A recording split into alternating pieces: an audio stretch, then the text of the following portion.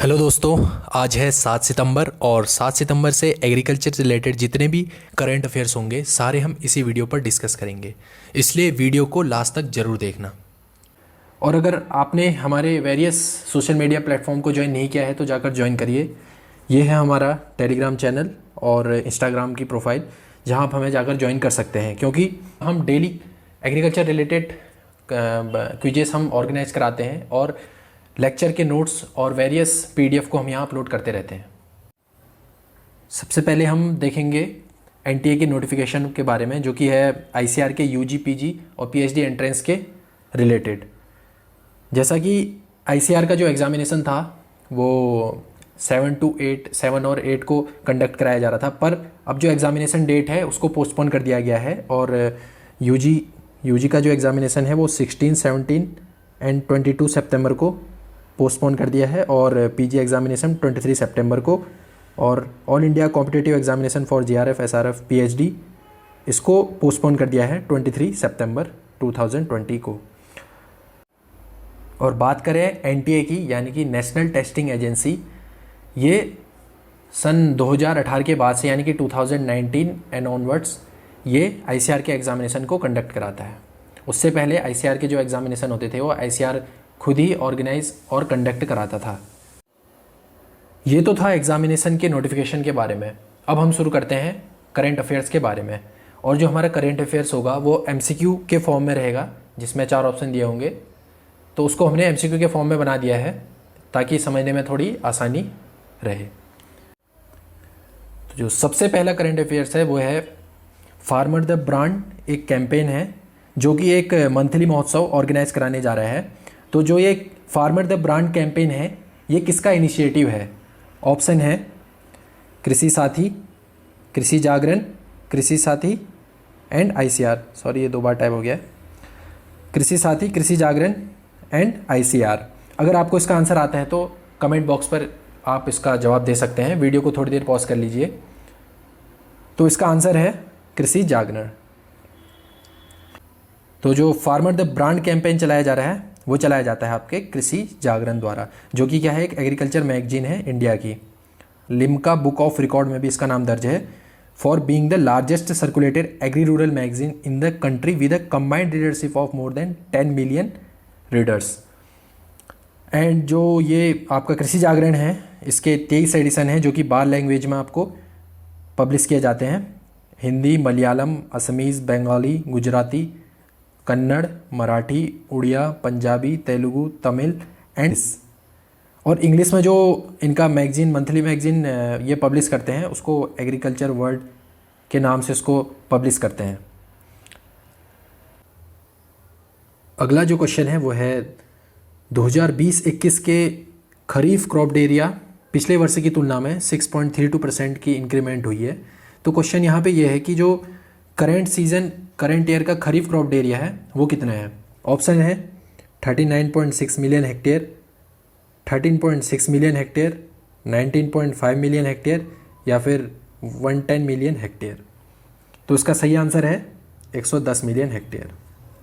और जो ये खरीफ क्रॉप एरिया है ये अभी तक का सबसे हाईएस्ट खरीफ क्रॉप एरिया है। इससे पहले जो ये रिकॉर्ड था वो 2016 में 107 मिलियन हेक्टेयर था।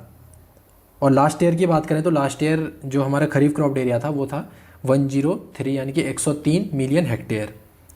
अब यहाँ क्वेश्चन ये आता है कि खरीफ क्रॉप एरिया क्या है? खरीफ क्रॉप एरिया वो सारा टोटल एरिया है जिसमें खरीफ क्रॉप हमने ग्रो कर रखी हैं। डिस्कस कर लेते हैं। यहाँ पर 39.6 मिलियन हेक्टेयर जो है ये है kharif crop area of rice, and 13.6 million hectare जो एरिया है ये है for pulses, and 19.5 million hectare जो एरिया है ये है हमारा ऑयल सीड क्रॉप्स के लिए।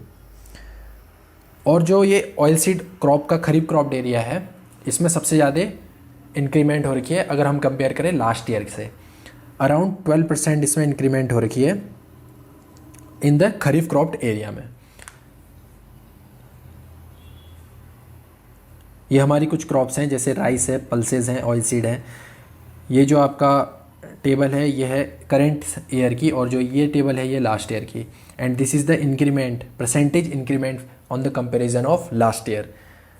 तो राइस के केस में 8.27% इंक्रीमेंट है, पल्सेस के केस में 4.67, ऑयल सीड के केस में अराउंड 12%, जो कि सबसे हाईएस्ट इंक्रीमेंट हो रखा है। तो ये बहुत अच्छी बात है। टोटल की बात करें तो अराउंड 1095 लाख हेक्टेयर यानी कि 109 मिलियन हेक्टेयर, और लमसम इसको देखें तो 110 मिलियन हेक्टेयर जो अभी खरीफ क्रॉप एरिया है वो इसको पहुँच गया है। और इंक्रीमेंट की बात करें तो 6.32% इंक्रीमेंट हो रखी है खरीफ क्रॉप एरिया में। CCEA has approved the Food Ministry proposal on increasing the sugarcane FRP by 10 rupees per quintal. What is the new FRP और sugarcane?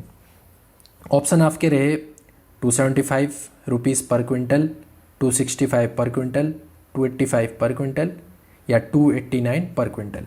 अगर आपको इसका आंसर आता है तो आप वीडियो को पॉज करिए और इसका आंसर हमारे कमेंट बॉक्स पर दे दीजिए। तो इसका सही आंसर है 285 क्विंटल। अब थोड़ा इसको डिटेल में देख लेते हैं। जो FRP है उसको डिसाइड किया जाता है cabinet committee on economic affairs के द्वारा, जो कि क्या है, गवर्नमेंट ऑफ इंडिया की एक कमेंड और कैलकुलेट की जाती है commission of agriculture cost and price के द्वारा, यानी कि CACP के द्वारा। यहाँ दो चीज़ें हैं, एक है CCEA यानी कि cabinet committee on economic affairs, और दूसरा है CACP। तो जो CACP है वो रिकमेंड करता है और एडवाइस करता है किसको, गवर्नमेंट ऑफ इंडिया को, और फाइनली डिसाइड कौन करता है, cabinet committee on economic affair, जो कि गवर्नमेंट ऑफ इंडिया के अंडर में आता है। तो जो CACP है ये 23 कमोडिटी के लिए MSP को रिकमेंड करता है, जिसमें कि 7 cereals, 5 pulses, 7 oil seed crops and 4 commercial crops आते हैं। कॉमर्शियल क्रॉप जैसे copra, sugarcane, cotton and raw jute. जैसे हम सभी क्रॉप के केस में हम क्या बोलते हैं, MSP बोलते हैं, पर इन केस ऑफ सुगरकेन यानी कि गन्ना, इसके केस में हम यूज़ करते हैं टर्म FRP यानी कि fair and remunerative price, which is determined under sugarcane control order 1966 and it is the minimum price that sugar mill have to pay to sugar farmer. यानी कि ये क्या है, ये एक न्यूनतम मूल्य होता है जो कि चीनी मिलों को गन्ना किसानों को देना पड़ता है। जैसे कि MSP होती है वैसे ही ये FRP भी है, बस इसका नाम थोड़ा अलग है। Major sugarcane producing state such as Uttar Pradesh, Punjab and Haryana. जो उत्तर प्रदेश, पंजाब और हरियाणा है, यहाँ पर को शुगरकेन प्राइस ये लोग खुद डिसाइड करते हैं। इनकी एक डिफरेंट प्राइस पॉलिसी है फॉर शुगरकेन, और उसको ये बोलते हैं state advisory prices for sugarcane. और ये क्या होता है, ये यूजुअली हाई होता है, जो सेंटर का जो FRP होता है उससे जनरली हाई रहता है। 4 रुपये की सब्सिडी के साथ 150 वाट का सोलर सिस्टम सिर्फ 7500 रुपये में देने का फैसला किया है। तो इस योजना का नाम क्या है? आपके ऑप्शंस रहे मोहन ज्योति योजना, मनोहर ज्योति योजना, उज्ज्वला ज्योति योजना या फिर ज्योति ऊर्जा योजना। तो इसका सही आंसर है मनोहर ज्योति योजना।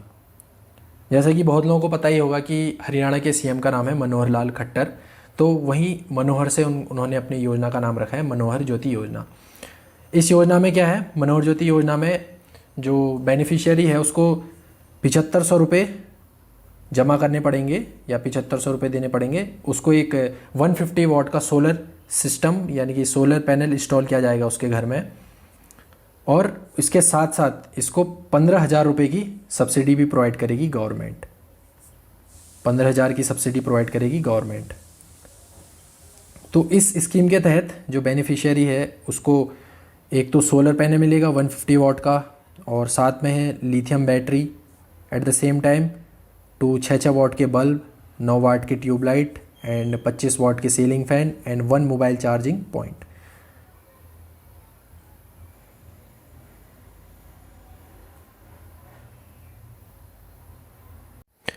तो आज के लिए बस इतना ही, और ऐसे ही और वीडियोस के लिए हमारे चैनल को सब्सक्राइब कीजिए और बेल आइकन को प्रेस कीजिए। Thank you guys.